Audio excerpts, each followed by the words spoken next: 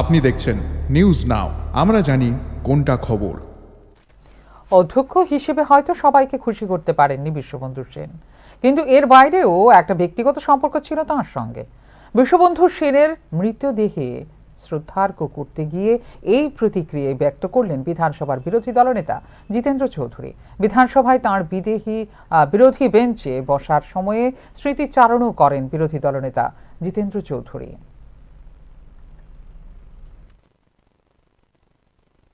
শুধু নিজেদের বিধানসভা কেন্দ্র না, গোটা ত্রিপুরার যে কথা বলার জন্য, এটাই সর্বকালের বিরোধী বেঞ্চ যারা তাদের দায়িত্ব।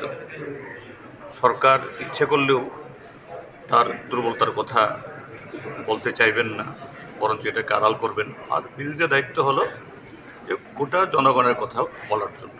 তো সেদিক থেকে স্পিকার তথাকথিত নিরপেক্ষ হলেও তার একটা বাধ্যবাধকতা আছে, সবসময় সেরকমভাবে সময় দিয়ে উঠতে পারেন না। এতে ওনার সাথে অনেক বাক্যের বিনিময়ও হয়েছে, কিন্তু ব্যক্তিগতভাবে আবার সেই একই রকমের সম্পর্ক সবসময় ছিল।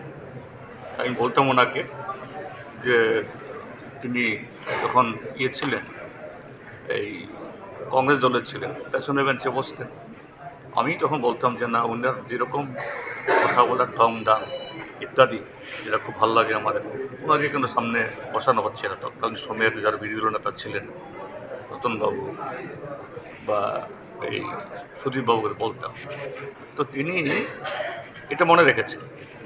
যখন স্পিকার হন একদিন আমাকে ডেকে নিয়ে যান ওনার ঘরে, ওই জিতেনবাবু, না জিতেনবাবু না, আমাকে জিতেন না বলে রাখতেন, যদিও আমার উনি বয়স অনেক বড়।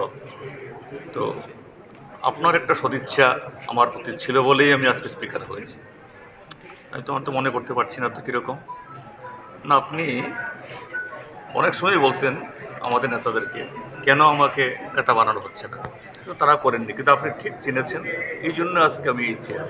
যাই হোক, এরকম অনেক টুকরো টুকরো এই কী বলি স্মৃতি ভেসে উঠছে। আজকে তিনি নেই, খারাপ লাগছে। আমি তার পরিবার পরিজন, তার বিধানসভা এলাকার মানুষ সবার প্রতি সমবেদনা জ্ঞাপন করছি এবং তার প্রতি গভীর শ্রদ্ধা জ্ঞাপন করছি।